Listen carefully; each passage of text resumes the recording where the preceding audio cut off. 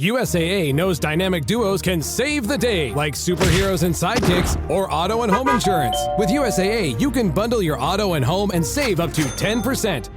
Learn more and get a quote at USAA.com/bundle. Restrictions apply. Hilton brings you new ways to stay, with experiences that let you capture the glory days. Introducing the Graduate Hotels. Each inspired by local college towns, these stays are always original and never boring. Get in touch with traditions all across the country and enjoy a stay that's a class above the rest. Book at Graduate Hotels with Hilton Honors Points at Hilton.com. It's a win-win. Hilton, for the stay. This episode is brought to you by Indeed. When your computer breaks, you don't wait for it to magically start working again. You fix the problem. So why wait to hire the people your company desperately needs? Use Indeed's sponsored jobs to hire top talent fast. And even better, you only pay for results. There's no need to wait. Speed up your hiring with a $75 sponsored job credit at Indeed.com/podcast. Terms and conditions apply. The new McCrispy Strip is here. Dip approved by ketchup, tangy barbecue, honey mustard, Sprite, McFlurry, Big Mac sauce, double dipped in buffalo and ranch, more ranch, and creamy chili McCrispy Strip Dip. Now at McDonald's. Ba-da-ba-ba-ba.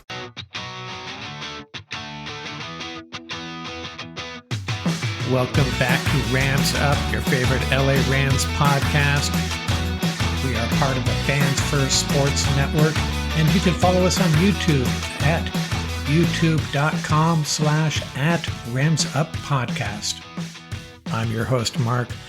I'll be joined often by my football guru, Ian, along with a bunch of other friends of the show on occasion.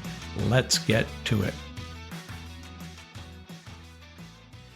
Hey, Ram fans, Mark from Rams Up here, and I have another friend of the show back with us, Ernesto Salgado. Good morning, Ernesto. Or what time is it there where you're at? It's an hour later. It's now it's 9:30 in the morning here on a Saturday the 10th.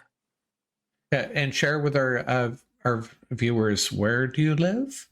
Okay, I live in Puebla, Mexico. And it's a city nearby Mexico City, not very far away from, in the center of the country. Yeah, and for those of you who are unaware, about a year ago, Ernesto reached out to me and said, "Hey, man, you should have Ram fans on the show and just talk Rams football." And so I had Ernesto on, and that was the beginning of our Rapping with Ram Fans segments. So we've done, 8 or 9 of those. We've talked to Ernesto from Mexico. We've had Peo Time from Canada on a couple times, and Ram fans from all over the country. And we're going to continue to do that. So just a reminder, if you're a Ram fan that wants to jump on and talk Rams football, let me know. But Ernesto was the he was the first guy I had on, and it worked out really good. And I enjoy talking to you. So tell me, how do you watch the Rams, the NFL draft, or do you watch it? Yes. We had it here on NFL Network. And do you how do you do a lot of homework on that? Do you have a list of guys you want the Rams to pick, or do you just follow along for fun? Okay, I used to, but this year I was so busy at work, so I couldn't have the real time to do all the mock drafts and stuff like that, and the analysis of the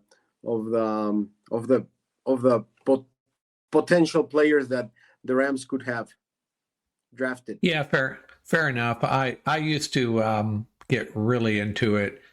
Before I started doing the podcast, I'd have a list of all these players that I thought they should pick, and crossing them out and figuring out who is going to still be there when the Rams pick. And then, I stopped doing that, doing a deep dive on it. Then when I started the podcast, I started doing 20 mock drafts a year and trying to predict what they're going to do. And with a little bit of success, but it's really difficult to to predict what Les Snead and Sean McVay are going to do. You know, they always have a plan, and we're not privy to it, obviously. So, are you planning on getting to a game this year? The schedule's coming out soon. I know you've. Go ahead. Yeah, depends on next Wednesday how the schedule turns out. It could be possible. Yeah, nice. Because you missed out last year, correct? Yeah, I couldn't go this year. I'm only planning. I have to go to Chicago to a surgical meeting, but we can arrange something to go to watch a game, a Rams game. Yeah, somewhere. We'll talk about that more at the end here. That's one of my fearsome 4 questions for you, so I'll save that for later. Hey, what do you think the Rams are going to do at tight end with this Terrence Ferguson, the rookie, Tyler Higbee coming back from an injury, Colby Parkinson and Davis Allen? That's one of the mysteries, I think, with this team, what's going to happen with the tight end position. You have any thoughts on that? Yes. Even though tight end, it's a very, very difficult position to learn as a rookie and to start playing and transition from college to pro. It's very hard to do. Sean McVay is really known for having 11 personnel, but I think with Higbee getting up in age, and I think Colby Parkinson, the experiment didn't work as planned. I think they're going to try to fit him here earlier, and probably they will start playing more 12 personnel. Yeah, that kind of makes sense. And that would be an argument for keeping the 4 tight ends. And so they draft a running back. I'm just going to throw some random questions at you here just to get your thoughts on stuff. They draft another running back every year. Sean McVay has drafted a running back. Do you think this is, a red flag for Kyren Williams? Should he be interpreting this in a particular way? Is it just business as usual? Do you think the Rams are going to try to, maybe we have to see what Jarquez Hunter and Blake Corum can do on the field, but what do you think Kyren Williams' future with the Rams is beyond 2025? I don't think it's a red flag or something. They have been doing that for the last 9 years in a row, that selecting a running back, and probably the first year they draft a young rookie running back, they don't play him at all. Kyren didn't saw the field in his first year. So Corum, and I don't think this kid from Jarquez Hunter, he's not going to see the field not much at all. I think they're going to do a little bit by committee between now Corum. I think he's going to get much more playing time because he has been 1 year with the system, learning the playbook. He's going to do more share of a load than Kyren. Kyren should be the RB1, but I don't think that this new running back, he's going to see the field a lot. He's going to be just learning the system. Yeah, my prediction is the first time Kyren fumbles in a critical situation, Blake Corum will start getting a lot more carries. Hey, how do you feel about this switch at center? Coleman Shelton being signed and Bo Limmer, basically, it sounds like they've already made the decision that Bo Limmer is the backup. How do you feel about that? Okay, it was heartbreaking to see the season, in the last critical place, to see the season go down because of missed block from the rookie center. But he did an exceptional job filling up for a position. I think he was a 6th rounder, and he did an extremely good job. Probably because he's too young, but he could be developing and getting through learning the position. But Coleman Shelton should be the guy for a run at that championship season. He should be. Yeah. And it's if nothing else, having Bo Limmer on the bench, it really, I feel much better about our depth along the interior offensive line. We got a bunch of guys. I tried to do a roster. I don't want to call it a roster prediction. It was an experiment a few days ago, trying to demonstrate the decisions the Rams are going to have to make. And the interior offensive line, they got a lot of options, a lot of good options, I think. A little more concerned about the tackle position. Not the starters, but, depth-wise. So let's talk about the wide receiver group. It's obvious that Devontae and Puka are going to be number 1 and number 2, pick your order. And then there's some options as the number 3 wide receiver. I'm expecting it to be Jordan Whittington. Would you agree? I do agree. I like Whittington. He's a great player. He has the size. He can block. He can do most of the things that a Rams wide receiver should do, and he's set for that.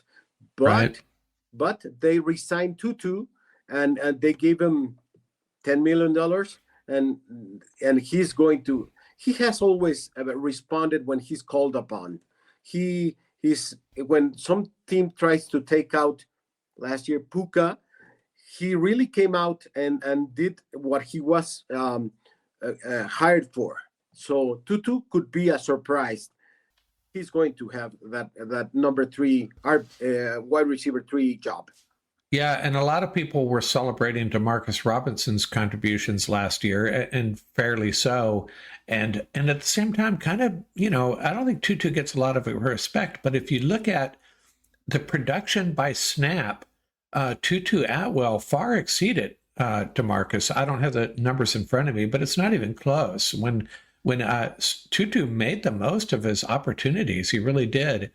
And the other thing we have to remember is, 12 personnel. Everybody wants the Rams to go to 12 personnel. Well, what that means is a wide receiver comes off the field, right? Yeah. So now you're, it doesn't necessarily mean Devontae and Puka and Terrence Ferguson and Higbee. They're going to find the best combinations. Maybe it's Tutu out there in 12 personnel. Maybe they, find, 12 personnel will be better suited for 2 particular wide receivers. One of them would be Devontae or Puka, but I guess what I'm getting at is it remains to be seen, what that strategy is going to be. But what I like about Tutu, as I mentioned, he makes the most of his opportunities. And if you run him out there, whether it be 11 or 12 personnel, it keeps defenses honest for sure, right? Yeah. So every time he's called upon, he responds. Yeah, he's had some big catches. That big catch against the 49ers. He had a big catch against the Lions. I forget which game it was. We played the Lions a handful of times for the last few years, but yeah, so that'll be fun to watch. He had a big catch against the Bills. I think it was to end the game. He was really really instrumental for that victory over the Bills. Yeah, and when we can forget about Tutu as a returner. I think we got plenty of guys in-house that can take care of those duties. And I think that was a mistake the Rams made a couple years ago is it might have been his rookie year. I think he got hurt immediately. Yes. And so, okay, end that experiment. So at the quarterback position, we're pretty squared away, obviously. Now, Stetson Bennett, I don't know what he's hopefully I'm not throwing shade on Stetson Bennett, but hopefully we never see him this season. And I think we'll address the backup quarterback or the move on, find our next great starting quarterback next year in the draft is what I'm thinking. So let's jump over to the defense. So the one pick that kind of surprised me was Josiah Stewart, the edge rusher. And so I got that wrong. People were telling me, that you need to draft edge rushers. You can never have enough of them. And I was like, well, we got Byron Young.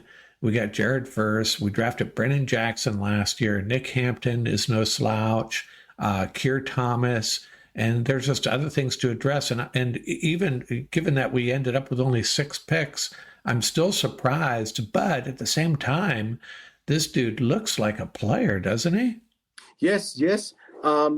They tried to recruit later in the draft edge rushers, but it didn't work at all. So I think they went in the draft the BPA, best player available, and I think that was really good because we lost some valuable players that went to the Bills, and he's going to fill that role. Right. Yeah, he looks like, and he's tenacious. They say the same things about him that they said about Brennan Jackson last year. Brennan Jackson, they said, was like one of the nastiest players, on the field. And Josiah Stewart just plays with, 100% energy constantly. So a high energy guy, those guys always, you got to lean towards those guys when you're trying to, that could be the difference. You got 3 or 4 guys you want to take. You're going to take the guy that brings it every down. Yes, and he probably will be a rotational player because playing defense at 100% full time, it's very hard to do. Yeah, so right. You're going to have an excess of pass rushers. They're not enough. We can have plenty of them. Right. Now, I think perhaps the biggest move the Rams made between the draft and free agency, undrafted free agents, was the signing of Poona Ford. This is a really big deal given what the Rams struggled with last year, stopping the run. And I know Charger fans were pretty upset that they let him slip out. But you agree? I mean, a lot of people are going to say Devontae Adams is a pretty big deal too, and it is. But you can't overlook this Poona Ford addition, right? Yes. He's a very big man. He's designed to stop the run, and that's what hurts us the last 2 games against the Eagles, the big runs.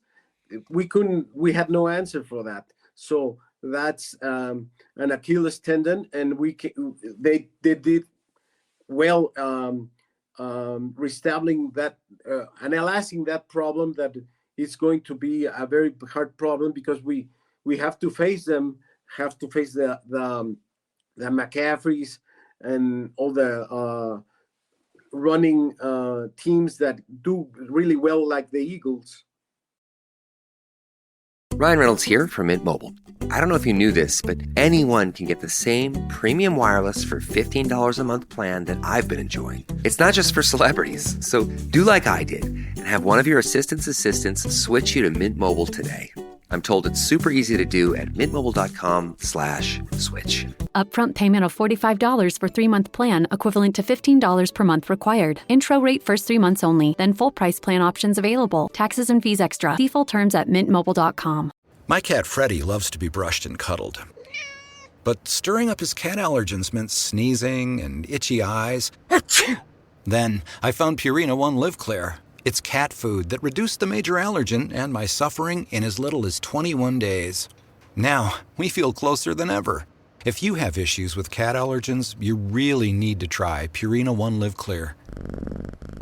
Try new Purina One Live Clear today. Purina One, a difference from day one. Vitamin Water was born in New York because New Yorkers wanted more flavor to pair with all the amazing food in the city. You can have the best meal in the world here, if you can get a reservation. Vitamin Water is so New York, its 3 favorite cheeses are chopped cheese, bacon, egg, and cheese, and a slice of cheese pizza. We know where to get the best sushi in the city, and best nachos, and best bagels, and best... You get it. And you can find food trucks better than 5-star restaurants. Drink Vitamin Water. It's from New York. Out here, there's no one way of doing things. No unwritten rules, and no shortage of adventure. Because out here, the only requirement is having fun. Bank of America invites kids 6 to 18 to golf with us. For a limited time, sign them up for a free 1-year membership, giving them access to discounted tee times at thousands of courses. Learn more at bankofamerica.com/golf with us. What would you like the power to do? Bank of America. Restrictions apply. See BofA.com/golf with us for complete details. Copyright 2025 Bank of America Corporation. Are your business expenses playing hide and seek? With Uber for Business, the small spends that slip through the cracks, like rides and meals, go right where you need them. Because it integrates with leading expense platforms, you can say goodbye to surprise costs, missing dollars, or chasing receipts. Everything's track downable. Uber for Business. Make small steps that make a big impact. Learn more at uber.com/small steps. Now, let me ask you this. That's part of the stop and the run. That's the first part of it. Getting a guy like Puna Ford and maybe another big body. And we got a couple of good run stoppers in the draft. Well, we got the one Ty Hamilton and undrafted free agents. There's a couple of guys that might be able to help us out there, bigger bodies. But the linebackers are a big part of that too, and they left a little bit to be desired last year. I'm happy with Omar Spates, and I think Pooh Paul I'm predicting he could potentially be a starter, or with the way the Rams run their defense, a starting linebacker maybe only out there for half the time. But I think we've really made some improvements there too. Nate Landman, Troy Reader, I think is just a placeholder until they figure it out. But so how do you feel about the linebacker position? I'm thinking Spates and Pooh Paul at some point will be the main two contributors, with Nate Landman sort of as a security blanket for both of them. Yes. It's been years since that position has been neglected. With all respect for all the players, but having a whole bunch of UDFA, undrafted free agents, it's hard to have a competent team, and the addition of these Pooh Paul player, it's going to be very, very, very significant for the linebacker position. Also, there's an undrafted free agent that it's Sean Dolac. He really can surprise us, and he could step ahead of Troy Reader.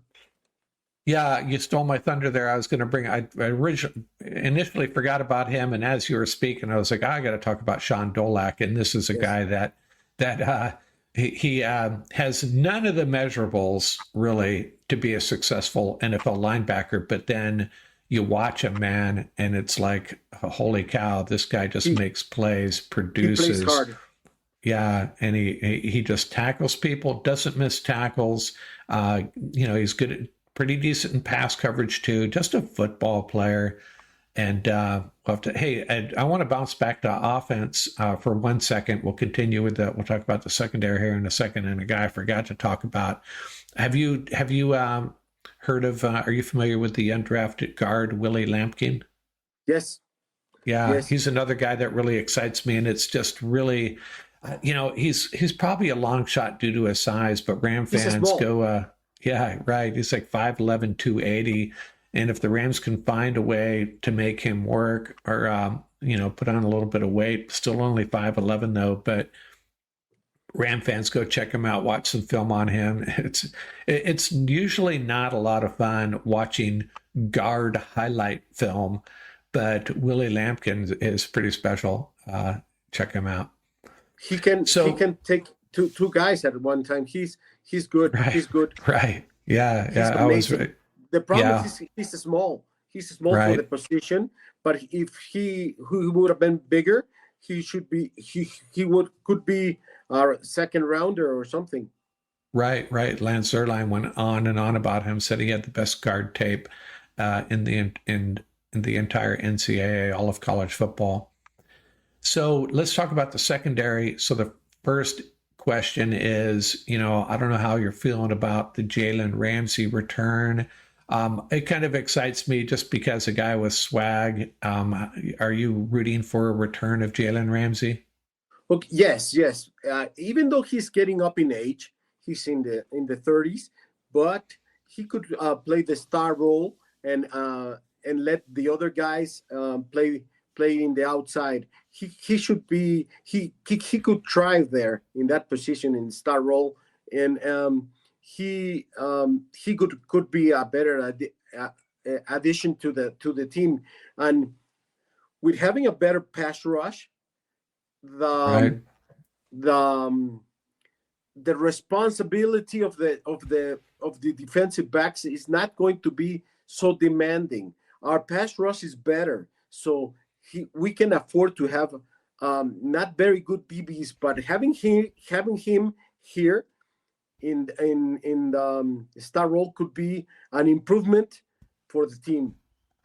Yeah, it would be a domino effect, right? But leave Darius and Akilo on the corners, and Durant, sprinkle him in. Darion Kendrick coming back.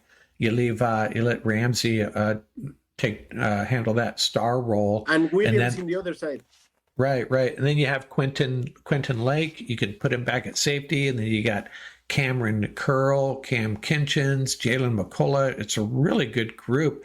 Now, I don't know if there's anybody in that group that's going to be, get a sniff of the Pro Bowl, but as a unit, pretty darn solid, right? So that's exciting.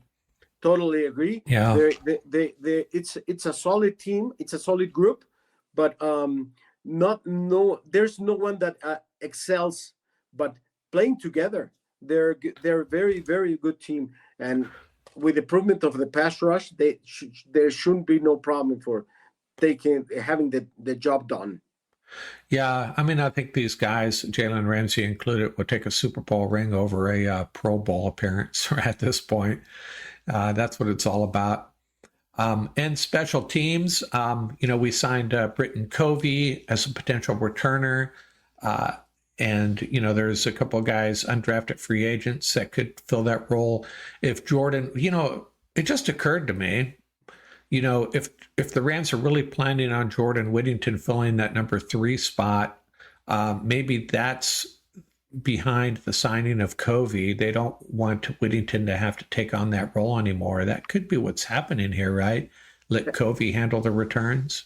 Yes, and because of the change of the rule, the touchback rule, no more teams are going to wanting to have to start in the 35. So I think there are going to be more returns. So having Jordan Whittington, that did a exceptional job there, and even though he was drafted, he was consensus that he was one of the best returners in the league, or as a rookie, but I think his job is going to be a full-time receiver, and this kid that they pick up from the Eagles, he should be the main returner for the special teams. So, are you thinking Covey is more or less a lock on this roster? How do you feel about that? Yes, they signed him for that. He's going to have that job. And go ahead. They haven't looked not much at special teams. They didn't have an undrafted punter or an undrafted kicker for the camp, so that's the only guy that they looked for in the signings in the off season. So probably he should be making the roster. Yeah, and I encourage Ram fans to walk through an exercise trying to identify, you're probably looking at about 25 players on offense, including a returner. And it's tough. There's going to be some tough cuts. There really are. Do you remember at the start of the season who were the returners? They were Kyren and Corum. They were the punts and to start the season. So that should be taken care of. Yeah, right. So it's going to be it's a good problem to have on the offensive side, especially. There's going to be some tough cuts. There really are. 4 running backs, 3 quarterbacks, 6 or 7 receivers, 9 offensive linemen, 3 or 4 tight ends, and it's tough. And there's always going to be some people that get dinged up that helps you make the decisions, but. We're certainly don't want to see that. Well, But it's going to be fun. It's going to be really interesting seeing how the Rams manage this roster and getting it down to 53. It's way too early to be talking about that, though. There's too much is going to happen. There's going to be some probably going to be some post June 1st cuts potentially and signings. So we'll see what happens. Hey, you ready for my fearsome 4 questions? I have 4 questions for you. I'm going to throw at you. They're softball questions, more or less how you feel about stuff. And for those of you short-time listeners, I used to do this a lot. My fearsome 4 questions, where I'd, throw out questions and try to provide the answer. Today, Ernesto is going to give us the answers. How about that? So let's get started. Bring them on. Okay, here's a list of the Ram draft picks: Terrence Ferguson, Josiah Stewart, Jarquez Hunter, Ty Hamilton, Pooh Paul, and Konate Mumpfield. So which one's your favorite? What pick did you just love to death of all these picks? And I still got Josiah Stewart's name spelled wrong. I got to fix that. Okay. I think for me, my favorite pick would be Pooh Paul, Chris Paul. Yeah, 5th round. That appears to be really good value, because I think, if I remember correctly, I think he was slated for the 4th round, if not even a little earlier. Yes, he's my favorite guy from the draft. Yeah, and he's I think anytime the Rams draft a linebacker, we have to be a little excited, yes. Right? Yes. Yeah, it's crazy, because I had this I've had this discussion many times. If you stack up the all-time Rams team, man, there's some great defensive linemen, pass rushers, running backs, offensive linemen. You get to the linebacker group, it's pretty slim pickings, really. I mean, there's some very good players, but compared to some of the other positions, wide receiver, running back, yeah, big difference. Okay, so your favorite there is Pooh Paul. What's my next question here? Who do you think is going to be the Rams' breakout player? Not talking about rookies or draft picks, 2nd, 3rd, 4th-year players. And, kind of throwing this is coming out of left field for you. So you want to give it some time to think about it. I can give you some recommendations, some names that might be under consideration. Your breakout guy, offense or defense, who is going to make their mark in 2025? I have 1A and 1B. Okay. 1A should be Jordan Whittington, and 1B should be Blake Corum. I had a feeling you were going to say Corum. Yeah, and both make sense. Whittington is kind of maybe sort of obvious that he's going to be the number 3 wide receiver, and he's flashed enough. Both of them have flashed a little bit. I mean, by the end of the year, Corum's stats weren't very impressive, but I swear I think he had his 3 best runs were all called back. Right. Yeah. And, as fans, we all know, you look at that play and you're like, the hold had nothing to do with the run. So, yeah, right. So for those of you on the podcast, Ernesto is showing us the referee's holding call. But I guess other guys, let me think about this. Who else might be a breakout player? Darion Kendrick, that'd probably be a reach. Not even sure if he's going to make this roster. He's a guy that I have a feeling, I talk about Darion Kendrick a lot, and I get a lot of crickets. I have a feeling I'm not getting a lot of agreement on that, but he's made very, very, very bad right pass interference calls, and he has been really hard to evaluate, but he's a reach for that. Yeah, breakout. Right. Yeah. And other than that, offensive linemen, we're pretty much status quo there. Coleman Shelton, I wouldn't call him a breakout player. We know what he can do. Yes. We'll have to see. I think Omar Spates could be a potential breakout player if he takes it to another level. I think he's proven himself to be a decent linebacker. Could he could he take it to the next level, start getting some national recognition as a great linebacker? I suppose it's possible. Yeah, probably he will be the breakout player in the defense side. Yes. Yeah, and I totally agree.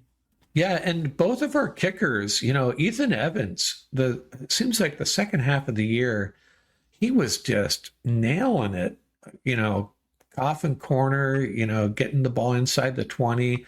And Joshua Carty, what an up and down year for him. It's hard to, really quantify a breakout year for punters and kickers, but not as exciting as a breakout year for a linebacker or a wide receiver, but, they could elevate their game and start getting, I think for Carty, it would have to take, consistently hitting some 50-plus yarders. That would be what we need to see from him. Carty started very shaky, but right. as the season went on, he was more steady. He stopped missing PATs. Right. So that was sometimes painful to watch. It's I miss the days with Greg the Leg where and Matt Gay too. You don't even need to watch. He's going to make it. It was the last 2 or 3 years. Man, it was pretty painful, but nerve-wracking. But Carty did settle down at the latter half of the season. We were used long timers. We were used to Greg the Leg or Jeff Wilkins. They were very good. Yeah, and if you want to go way back, Mike Lansford, he was another one that was really consistent. Didn't have a big leg, but very reliable. From Chihuahua, Mexico, Frank Corral. Frank Corral, that's right. UCLA. I think he, I talked about him recently. For whatever number he wore, we did. We talked about him a little bit in my uniform. Number 3, was it? Okay, so that must have been episode 703. I think I talked about him. I either talked about him or I thought about talking about him. I talk about so many players, sometimes I lose sight of what the heck I talked about. All right. Let's see. Well, what's the next question here? So I got a list of all the Rams games here. We touched on this earlier. And I was going to originally ask you which Rams game you're going to see at SoFi, but being that you're in the center of Mexico, maybe the question is going to be, what game do you want to go to this year? And I think we have to put, I assume getting to Atlanta or Carolina is just as easy as getting to LA. So, take your pick. Which one of these games, if you had your choice, which game are you going to this year? Okay. Home, definitely the Lions. Oh, nice. Definitely. It's going to be on prime time. And I want to see them play in SoFi. I want to see them. Yeah, that would, if nothing, that's going to be an electric game, and it's going to be very competitive, and there's some storylines there. So yeah, that would be fun. And the Lions are, they have a really good fan base, but I don't think they're going to, there's not going to be like 30,000 Lions fans there, right? Yeah. So a little bit. For a Mexican fan, it's very easy to go to Houston, but the Texans are in SoFi. So that's a shame. That's a shame because I've been to Rams game at Houston. So it's a shame that they're playing in SoFi because that takes away one very big opportunity because there's a direct flight from my home city to Houston. And they probably don't cost you an arm and a leg either, as opposed to going to Dallas, right? Yes. Yeah. And going away, I think to go to Baltimore, for me, it would be a good experience. Never been to Baltimore, and it's going to be a very hard-fought game, but I would like to go to that game also. Yeah. If it's, I would go to that game if it's in September, October, getting into late November, December, maybe not. The cold. Right. But, the Saints are in at SoFi this year, and that's another game that would be easy to get to if it was in New Orleans, right? Yes, yes, but well, not as much because there's not direct flight from Mexico to New Orleans. We have to go Oh, to either Houston or go to Atlanta. oh, okay. And they are they're in Atlanta this year, so that'd be another one that might be. Yeah, I don't know if you saw my prediction. If this is true that the Rams are going to be playing the Jags in London, I'm almost certain that the game prior to that will either be Atlanta, Carolina, or maybe Tennessee to make yes, that trip a little bit easier. and then And by the after that, it's going to be the bye week. Right, right. So we know a little bit. And by the way, just a side note here, my son went to see the Rams Saints in New Orleans this past year. And he said it was just a really enjoyable experience. Saints fans are really cool. Had a lot of nice conversations with them, got no harassment, just a good time watching the Rams Saints. So that's kind of cool. I think there's a couple of stadiums where that might not be the case. And the problem is that Derek Carr just retired this morning. Oh, did he? I did not know that. Yep. Oh, yeah, I know he had the shoulder issue that he was trying to come back from, right? I think he just retired this morning. Oh, wow. Breaking news. Thanks, Ernesto. I haven't checked my NFL news yet this morning, so good stuff. Okay, so I got one. How many questions have we done? I've lost track already. Those are the three questions. Yeah, here's some question number 4. Who are the Rams playing in the Super Bowl, Ernesto? And I got the usual suspects on the screen here: Chiefs, Bills, Ravens, Bengals, and I threw up the Texans and Chargers. But take your pick. Who are the Rams beating in the Super Bowl this year? There, I would like to see the Bills, but they always manage to come up short every time. I would like to see them, but I think the Super Bowl could be against the Ravens. Yeah. Yeah, that man, I hate playing against Lamar Jackson. I just really, really hate it. But so be it. The Chiefs are an interesting team at this point. I just got this funny feeling that they've taken a step back and, they're still going to be obviously a contender. And I could be completely wrong. They could run off another 3 Super Bowl wins. I think the Chargers are on the rise a little bit. And the Bengals, they're kind of a bad luck franchise recently, but they're super talented. And the Texans, CJ Stroud was the Jaden Daniels of the previous season, right? Maybe they bounced back a little bit. If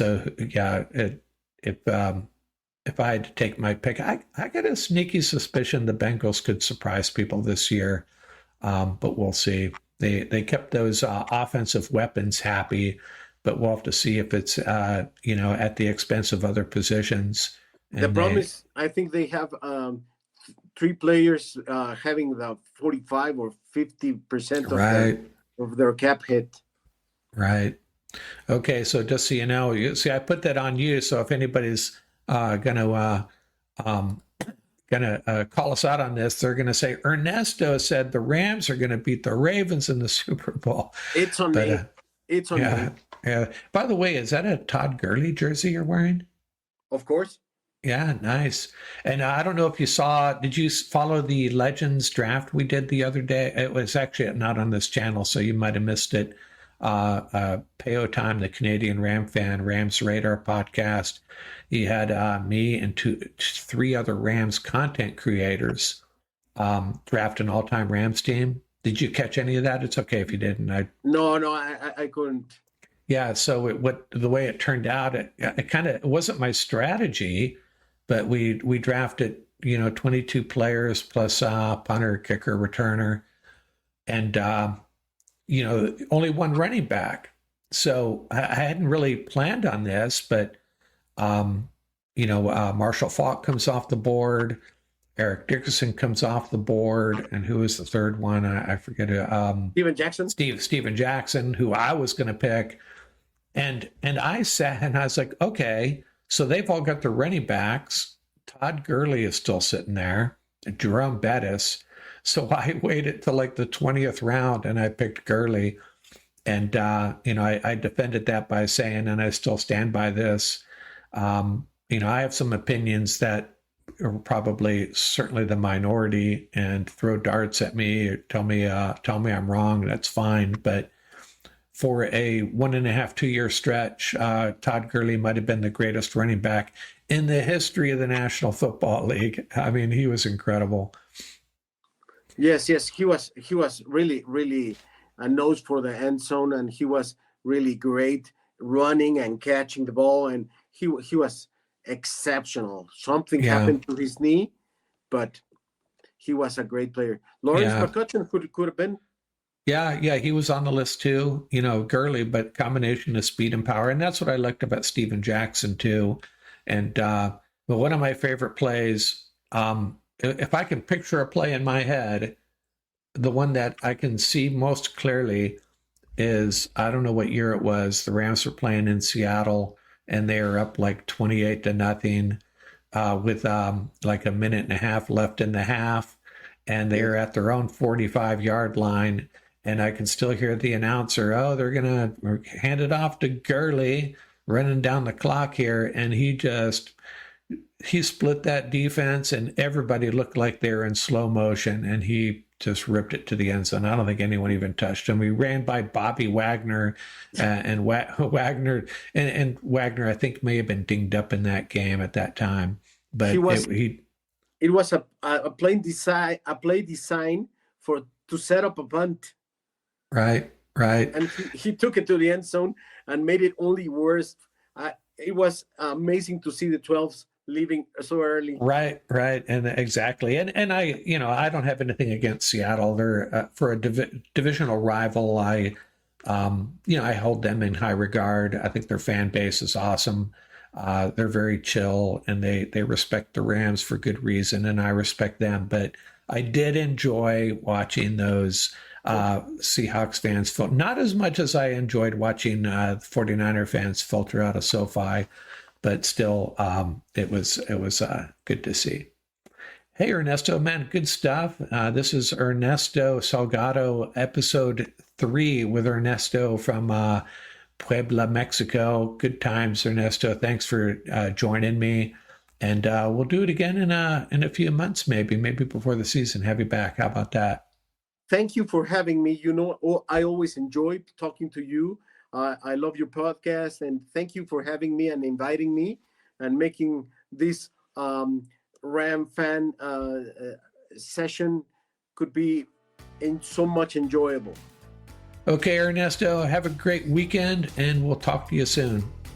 See ya, Mark. Bye. Okay, bye.